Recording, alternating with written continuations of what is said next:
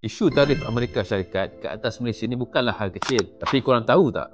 Kerajaan Madani ambil langkah berani panggil sidang khas Parlimen untuk bincang hal ini secara terbuka. Dan jarang kita tengok kerajaan sanggup ruang untuk semua ahli Parlimen bagi suara. Isu tarif yang dikenakan Amerika Syarikat terhadap Malaysia baru-baru ini memanglah satu keputusan yang mengejutkan. Bayangkan, US umumkan tarif asas 10% kepada semua negara, tetapi untuk Malaysia kadar dia lebih tinggi sampai 24%. Tapi Malaysia diberi penangguhan selama 90 hari. Cukup ke masa untuk kita tangani isu ni? Tapi jangan risau, Kerajaan Madani dah bersiap sedia. PMX ada umumkan pada 5 Mei ni akan ada sidang khas Parlimen untuk bincangkan kesan tarif US terhadap ekonomi itu. Semua ahli Parlimen termasuk pembangkang diberi ruang untuk bersuara, cari jalan terbaik demi rakyat. Ini bukanlah sidang biasa-biasa, ini sidang nak tentukan masa depan ekonomi negara. Kalau nak banding dengan kerajaan lama, bila ada krisis global, mungkin dia membisu. Sekarang, kerajaan sanggup buka sidang khas telus untuk bincang dengan semua orang. Ini tandanya Malaysia ada hal tuju yang jelas dalam dunia dagang. Kita pun dah tetapkan pendirian kita bahawa Malaysia tak setuju dengan tindakan US. Tak ada negara termasuklah US yang boleh tetapkan tarif sesuka hati mengikut penilaian unilateral. Malaysia terikat dengan perjanjian antarabangsa termasuk Pertubuhan Perdagangan Dunia WTO dan main dalam sistem multilateral bukanlah syok sendiri. Malaysia ini sebuah negara yang berdagang. Hubungan dagangan kita dengan US tahun lepas pun mencecah RM267 bilion. Kalau tarif naik, harga barang akan naik, ekspor kita akan terkesan. Tapi PMX dah tunjukkan ketegasan.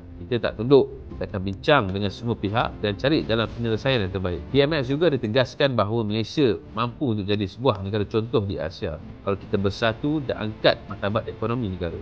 Ini bukanlah masa untuk nak bergaduh politik. Ini masa untuk kita bersatu, fikir pasal masa depan rakyat. Dan jangan lupa, China pun baru datang Malaysia, baru pelaburan besar-besaran. Kita tengah main game besar di pentas dunia. Kalau Malaysia yang bijak, kita boleh jadi hub dagangan utama di Asia Tenggara.